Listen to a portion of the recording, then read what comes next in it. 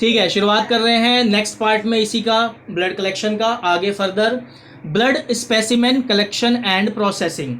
अभी तक हमने पढ़ा था कि भाई ट्यूब कितने प्रकार की हो गई कलेक्शन ऑफ ड्रॉ में, ठीक है। वेन पंचर में आपकी कितने टाइप की वेन हो गई, कहाँ कहाँ आपको मिली है, वो वाला पार्ट हो गया। अब तीसरे नंबर पे है आपका blood specimen collection and processing. The first step is acquiring a quality lab.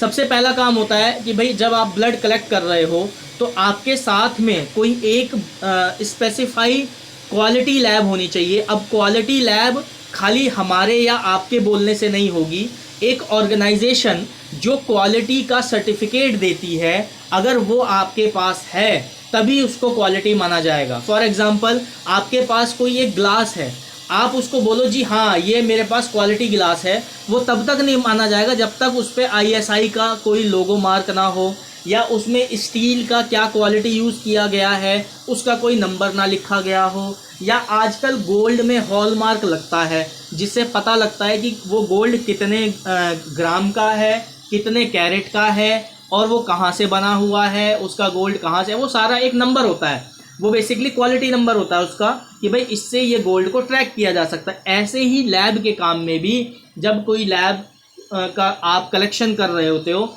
तो लैब में भी कई सारे क्वालिटी सर्टिफिकेट होते हैं। उनमें से एक होता है NABL, national accreditation board of laboratory testing. लिख लो इसको, NABL शॉर्ट फॉर्म में है नेशनल NABL। ये होता है national accreditation board of laboratory testing. NABL, national accreditation board of laboratory testing. ये आपका ऑल ओवर इंडिया जितनी भी लैब हैं जो अप्लाई करती हैं क्वालिटी के लिए कि भाई हम क्वालिटी का काम देते हैं, तो इनके यहाँ से एक टीम आती है, वो चेक करती है और इनको सर्टिफिकेट देके जाती है कि हाँ जी आपका जो काम है वो क्वालिटी का काम है। फिर दूसरा आता है नाम में test result of any patient is the specimen collection procedure. अब जो भी आप कलेक्ट कर रहे हो, मान लो यूरिन सैंपल कलेक्ट कर रहे हो उसका अलग प्रोसीजर है, स्पूटम सैंपल कलेक्ट कर रहे हो उसका अलग प्रोसीजर होता है, स्टूल सैंपल कलेक्ट कर रहे हो उसका अलग प्रोसीजर होता है, ब्लड सैंपल कलेक्ट कर रहे हो उसका अलग प्रोसीजर होता है, पस सैंपल कलेक्ट कर रहे हो उसका अलग प्रोसीजर होता है, स्किन सैंपल कलेक्ट कर रहे हो उसका अलग प्रोसीजर होता है। तो हर एक प्रोसीजर को अलग से हमें पढ़ना होता है। यहाँ पे हमारा जो मेजर फोकस रहेगा वो सिर्फ और सिर्फ ब्लड से रिलेटेड रहेगा। अब आ जाते हैं blood specimen are obtained through, जो मैंने कहा फोकस जो हमारा रहेगा ब्लड का रहेगा।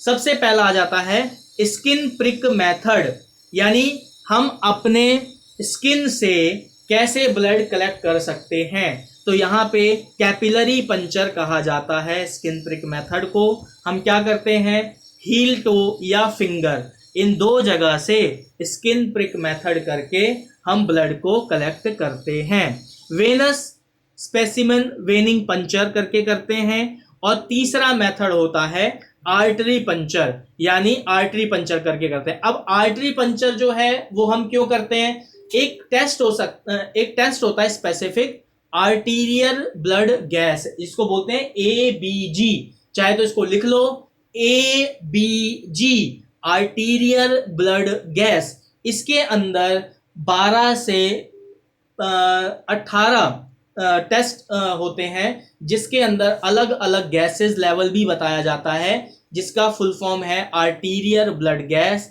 शॉर्ट फॉर्म में लिखा जाता है ABG, आर्टीरियल ब्लड गैस। ये आप आर्टीरियल पंचर करके ही लेते हो। कैपिलरी पंचर स्मॉल अमाउंट में, सपोज आपको ब्लड ग्रुप लगाना है, फिंगर प्रिक किया, स्लाइड पे 3 ड्रॉप लिया, सेम टाइम पे प्रोसेस कर लिया, कलेक्ट हो गया, रिजल्ट आ गया। मान लो आपको सहालीज मेथड से हीमोग्लोबिन करना है तो भी आप फिंगर प्रिक करके कर सकते हो, या जिसमें आपको 4 से 5 बूंद ही ब्लड चाहिए, वो टेस्ट प्रोसीजर को करने के लिए आप कैपिलरी पंचर कर सकते हो। जैसे बीटी टाइम है, बीटी का मतलब होता है ब्लीडिंग टाइम, सीटी है क्लॉटिंग टाइम, ये ऐसे टेस्ट हैं जो कैपिलरी पंचर करके किए जाते हैं। वेनिंग पंचर वाला क्या है, जिसमें लार्ज अमाउंट ऑफ ब्लड चाहिए होता है। लार्ज अमाउंट का यहाँ 1 लीटर 2 लीटर से नहीं है, लार्ज अमाउंट का मतलब है 1 ml 2 ml 3 ml 5 ml 10 ml, इससे ज्यादा अमाउंट नहीं लगता है किसी भी ब्लड को टेस्ट करने में। 10 ml जो है मोस्टली जो है ब्लड कल्चर के लिए जाता है, 5 ml आजकल जा रहा है, वाइल छोटी आने लगी है, पहले बड़ी आती थी, तो 10-10 ml तक कई बार हमें लेना पड़ता था जो कल्चर बॉटल होती है उसमें। तो जो 1 ml से ज़्यादा का अमाउंट है वो हम वेनिंग पंचर या 0.5 ml में भी ले रहे हो, तो अगर 5 से 6 ड्रॉप का है तो आप कैपिलरी पंचर से भी कर सकते हो। उसके बाद आ जाते हैं ब्लड कलेक्शन और उसके ट्यूब्स के बारे में। ब्लड कलेक्शन ट्यूब के बारे में देखिए, 2 तरीके की ट्यूब्स होती हैं, एक ग्लास ट्यूब भी आती है, एक प्लास्टिक ट्यूब भी आती है। आजकल मेजरली क्वार्ट्स के कंपैरिजन की आ रही है, ना उसे हम ग्लास में कंसीडर करते हैं, ना उसे प्लास्टिक में। नॉन ब्रेकेबल ग्लास कह सकते हो आप उसको, वो गिरेगा तो टूटेगा नहीं, और उसमें क्वालिटी ग्लास और प्लास्टिक दोनों की मिक्स होती है क्वार्ट्स में। Plastic tube which is rubber stopper include colour code. अब यहाँ पे आपकी 6 ट्यूब सामने स्क्रीन पे दिखाई दे रही होगी, जिसमें ब्लैक है कलर में, एक यहाँ पे कलर टॉप जो है वो उसकी बात करी जा रही है। पर्पल दिखाई दे रहा होगा, ग्रीन दिखाई दे रहा होगा, स्काई ब्लू दिखाई दे रहा होगा, येलो दिखाई दे रहा होगा, रेड दिखाई दे रहा होगा। ये अलग अलग 6 ट्यूब्स हैं जिनका अपना स्पेसिफिक रोल होता है। इसमें आप ब्लड कलेक्ट करते हो।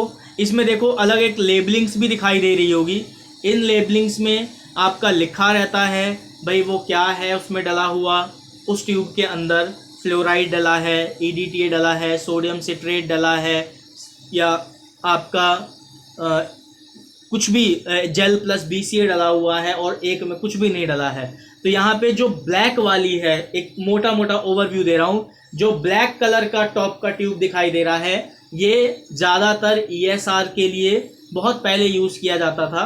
अब जो ESR का मेथड है वो चेंज हो गया है, तो EDTA ट्यूब से भी, यानी जो पर्पल वाली ट्यूब होती है उससे भी ESR लगाया जाता है। EDTA ट्यूब हो गई जिसमें जो एंटीकोगुलेंट है ethylene diamine tetra acetic acid, ये एंटीकोगुलेंट रहता है। ब्लैक कलर की जो ट्यूब थी उसमें आपका सोडियम सिट्रेट ही रहता है, 1:9 में रहता है। लेकिन फिर आपका हेपैरिन है, ग्रीन कलर का टॉप है हेपैरिन, इसमें एंटीकोगुलेंट का नाम है। आपकी बॉडी भी हेपैरिन बनाती है, जिसकी वजह से आपका ब्लड जो है वो लिक्विड फॉर्म में रहता है, क्लॉट नहीं होता है ब्लड बॉडी के अंदर। दूसरा आपका स्काई ब्लू कलर का है सोडियम, ये है आपका, इसके अंदर जो एंटीकोगुलेंट है वो सोडियम सिट्रेट है, ये भी 1:9 के फॉर्म में रहता है। 3.2% ये आपको लिक्विड दिखाई देगा। इसके अंदर 2 ml डालते हैं। ये कोगुलेशन टेस्ट के लिए यूज़ किया जाता है। कोगुलेशन टेस्ट क्या क्या हैं? PT, PC, INR, APTT, ये टेस्ट हैं आपके। इनको चाहो तो लिख लेना अलग से, आगे जब आप टेस्ट पढ़ोगे तो आपको हेल्प करेगा कि कौन सी ट्यूब में कलेक्ट किया जा रहा है। उसके बाद है येलो गोल्डन टॉप कलर का जो आ रहा है आपका, इसमें मेन जो चीज़ है वो एक जेल और BCA, ये 2 चीज़ का फॉर्म होता है। इसमें आपका थोड़ा सा जब आप ब्लड डालते हो, जब भी आप इसमें ब्लड डालोगे तो जैसे ही ब्लड क्लॉट होगा और आप सेंट्रीफ्यूज करोगे तो जो सेल वाला पार्ट है वो सबसे बेस डिपॉजिट में चला जाएगा, बीच में एक जेल की लेयर आ जाएगी और उसके ऊपर सीरम सेपरेट हो जाएगा, जिससे आप कोई से भी हार्मोन टेस्ट लगा सकते हो ईजिली। जैसे थायराइड हार्मोन हो गया, LH हो गया, FSH हो गया, ठीक है, TSH हो गया, ये सारे T3, T4, FT3, FT4, TSH, ये सारे हार्मोनल टेस्ट आप लगा सकते हो।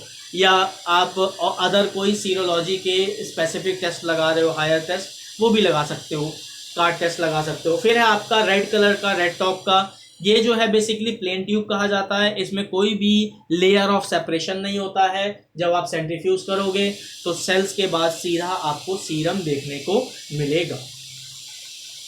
अब स्पेसिफिक एक एक ट्यूब के बारे में आते हैं।